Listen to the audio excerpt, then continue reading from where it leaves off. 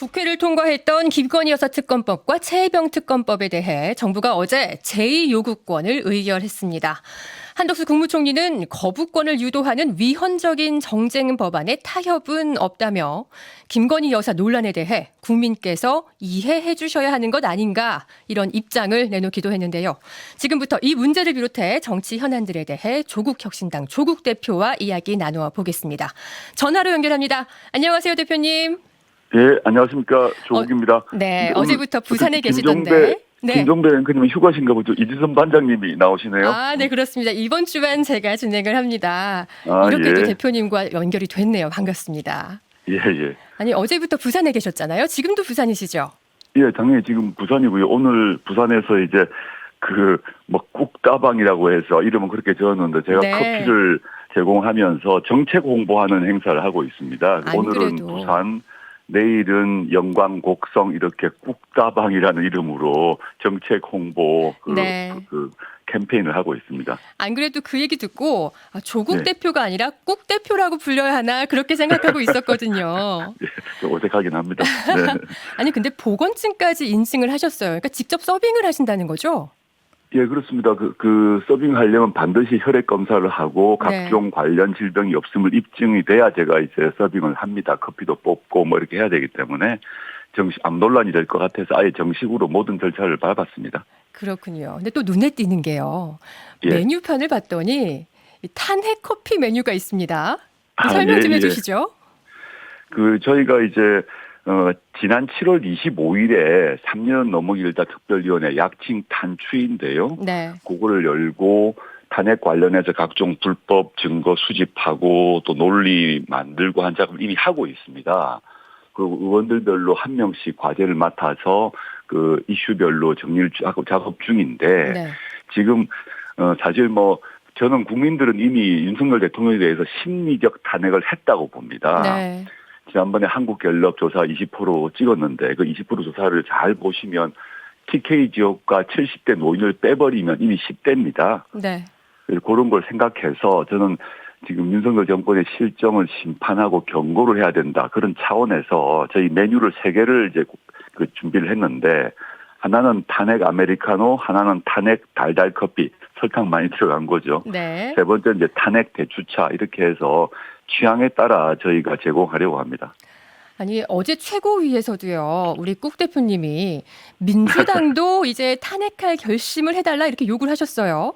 참, 그러면 이 심리적인 탄핵은 시작됐다고 방금 말씀하셨는데, 그러면 탄핵을 예. 본격화해야 할 시점이라고 보시는 건가요? 지금 탄핵 소추를 바로 발의할 시점은 아직은 아닙니다. 네.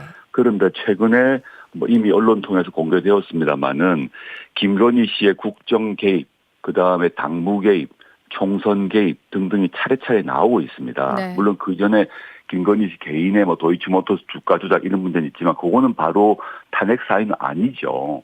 그런데 이제 과거 최순실 씨 사건을 생각해 보게 되면 선출되지 않은 최순실이라는 사람이 네. 박근혜 대통령의 국정 운영에 개입해서 문제가 되었고요.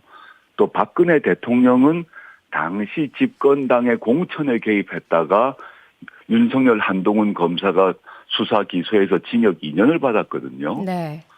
이 최순실 사태, 그 다음에 박근혜 대통령의 공천 개입 사태 2개를 생각해 보면 지금 벌어지고 있는 일은 그러한 사태와 유형이 매우 비슷하다라고 좀 보고 있습니다. 유형이 비슷하다. 저희가 탄핵을 지금 당장 발의하겠다는 건 아니지만 네. 지금 공개된 자료와 언론 보도 그다음에 저희가 수집한 증거를 다 모아서 탄핵 발의를 할 수 있는 준비를 지금 갖추고 있고요. 근데 저희는 12석밖에 되지 않지 않습니까? 네. 이거를 민주당이 171석인데 이 171분의 국회의원이 여기에 동참해주면 탄핵의 증거가 훨씬 더 많이 수집되고 논리도 더 정치해지겠죠. 그래서 저는 소수 정당이니까 거대 정당인 민주당에 촉구를 한 것입니다. 같이 이 준비를 하자라고 저희가 제안을 한 겁니다. 네, 조국혁신당은 사실 이미 한 주에 한 번씩 탄핵 추진위원회를 열고 계시잖아요. 맞습니다. 그러면 네. 민주당이 협조를 해주게 되면 앞으로 구체적인 추진 계획을 짤 수 있다 이렇게 보시는 건가요? 맞습니다.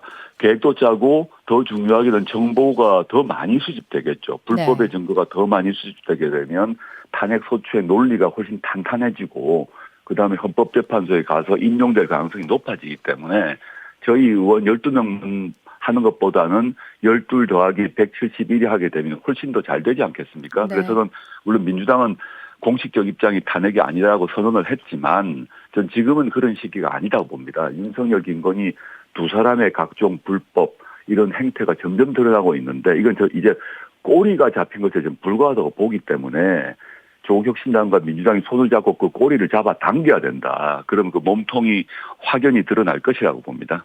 근데 최근에 이 민주당 강득구 의원이 한 시민단체의 탄핵의 밤 행사 이 장소 대관을 해주면서 문제가 좀 불거졌잖아요. 국민의힘이 비판을 아주 거세게 했고요. 뭐 국민의힘은 본체가 민주당인 정권 퇴진 선동이다. 또 국회 사무처에 대한 책임도 묻겠다 이렇게 반발했는데 이거는 어떻게 평가하세요? 저는 뭐 말도 안 된다고 생각합니다. 왜냐하면 이제 국민의힘에서 국회 사무처 내규를 가지고 뭐 위법이다 이런 얘기를 하더라고요. 네. 그래서 뭐 특정 개인을 비방하면 안 된다 뭐 이런 내규가 있긴 있습니다. 국회 사무처에. 그런데 국회 사무처보다 압도적으로 우위에 있는 법률은 뭐냐 하면 헌법입니다. 네. 헌법에 따라서 그 탄핵할 수 있는 권한이 국회에 있습니다. 그래서 탄핵을 검토하고 점검하는 것은 헌법상의 국회의 권한인데 그 권한을 행사하는 게 무슨 뭐 징계 사유고 그런 비난받을 일이겠습니까? 헌법 65조를 한번 읽어보시라 이렇게 말씀드리고 싶어요. 네. 자, 이번에는 그 고발 사주 의혹 얘기를 좀 해볼게요. 예, 김대남 전 대통령실 행정관의 이른바 고발 사주 의혹, 그러니까 네. 윤석열 대통령 등에 대한 명예를 훼손했다면서 이 시민단체를 사주해서 언론인 등을 고발한 사건이죠. 네. 이 녹취를 통해서 드러났는데 이재명 더불어민주당 대표가 이 사건을 두고 명예훼손죄를 친고죄로 바꾸자. 그러니까 제3자가 고발하지 못하게 하자. 이런 제안을 했습니다. 이 대표께서도 이에 전적으로 동의한다. 이런 입장을 밝히셨는데요. 좀 더 설명을 해 주신다면요. 일단 그 명예훼손죄를 친고죄로 바꾸자는 제안 이전에 네. 김대남 그 대통령실 시민소통 비서관 직무대리죠. 이 사람이 특정 시민단체를 통해서 특정 언론에 대한 고발을 사주했다고 자백을 했지 않습니까? 네. 이 공개되었지 육성이.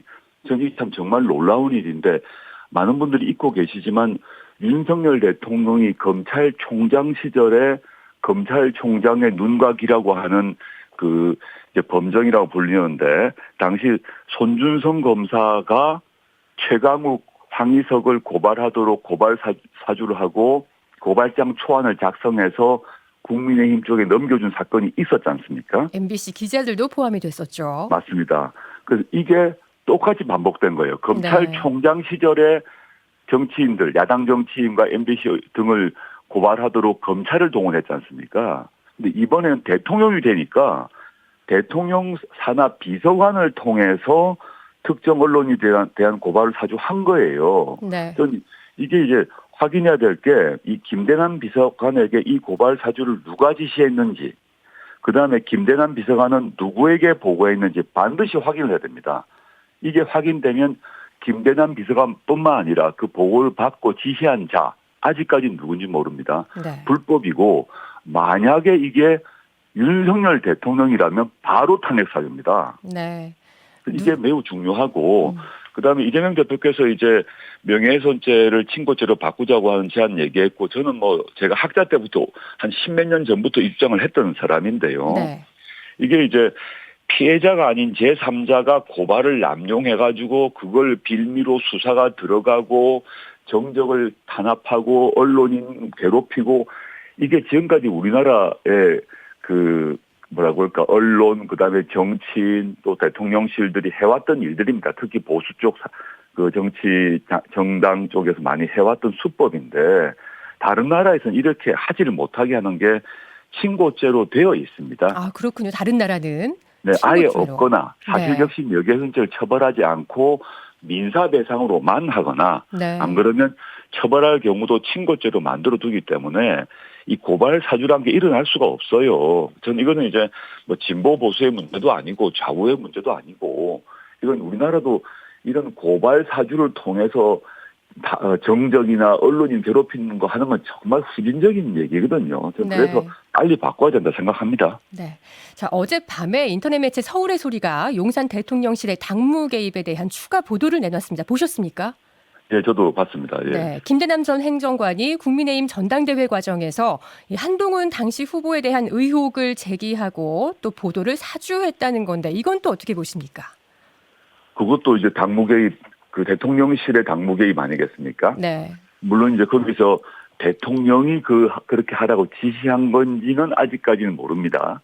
근데 대통령실 관계자들이 비서관 등등이 그 집권당의 집권당의 경선 과정에 개입한 거거든요. 네. 그 역시 불법입니다. 그냥 너무 간명하기 때문에 이 역시 수사 대상이고 지금 이거를 검찰이 수사를 안 할 것 같은데 이 역시 전 추가 특검법이 필요하고 또 공수처도 지금 즉각 수사해야 된다고 봅니다. 네, 명백한 당무 개입이고 수사 대상이다. 네, 그 육성으로 지금 육성으로 나왔잖아요. 자기가 했다고 이미 했기 때문에요. 이거는 혼자 할 리가 없는 사건 아니겠습니까? 네. 김대남 비서관이 현직에 있을 때 또는 퇴직을 했을 때 시점부터 확인해야 되고, 그럼 누구와 같이 했는지, 누구의 지시에 의해서 했는지 다 따져보고 처벌해야 된다 봅니다. 네. 이번엔 특검법 얘기로 좀 넘어가 보겠습니다. 정부가 어제 국무회의를 통해 김건희 여사 특검법과 최혜병 특검법에 대한 제2요구안을 의결했죠. 위헌성이 짙다는 이유인데 어떻게 평가하세요? 그것도 황당한 얘기고요. 그 특검 법안의 내용에 어느 게 위헌적인지에 대해서 언급을 한 경우도 있고 안 한 경우도 있는데, 그 특검 법안 내용을 보게 되면 그 과거에 통과되었던 또 심지어 국민의힘 전신 정당들이 발의했던 그런 법안 내용으로 들어 있습니다. 그게 위헌될 수가 없죠. 근데 위헌을 핑계 대야 되니까, 위헌이라고 해야 되니까 이 거부권을 행사하니까 그런 말을 한다고 보고요. 저는 윤석열 대통령의 거부권 행사가 이미 역대 기록을 깨고 있는 형국인데 이 자체가 전 사실은 그 권력 남용이라고 보고 있습니다. 네. 관련해서 한덕수 총리가 한 인터뷰에서 김건희 여사 논란과 관련한 입장을 밝혔는데 이 대통령이 기자회견 하실 때 사과를 했었으니 그 정도면 국민이 이해해 주셔야 하는 것 아니냐라고 했습니다. 이건 어떻게 들으셨습니까? 그 대통령에 대한 단심이 아름답다고 해야 됩니까? 일단 저는 국무총리가 먼저 귀를 기울일 목소리는 어디냐? 대통령의 경로의 목소리가 아니라 국민의 목소리라고 생각을 하고요. 지금 국민들이 이 김건희 여사 논란에 대해서 무슨 얘기를 하고 있는지는 그냥 최근에 있었던 여론조사만 봐도 알 것입니다. 그런데도 불구하고 한 총리가 대통령이 사과했으니 충분하고 국민이 이해하라. 아니 국민이 어떻게 이해를 합니까? 대통령이 사과를 더하고 특히 당사자인 김건희 씨가 단 한 번도 사과를 한 적이 없어요. 네. 김건희 씨가 사과한 적이 없지 않습니까? 그분이 그 과거 대선 시기에 그 배우자로서의 역할에만 충실하겠다라고 아주 공손한 태도로 약속했지 않습니까? 그것도 안 지켰을 뿐만 아니라 네. 그 뒤에 수많은 사건에 했다는 증거와 증언들이 나오는데 네. 여기에 대해서 숨어버렸지 않습니까?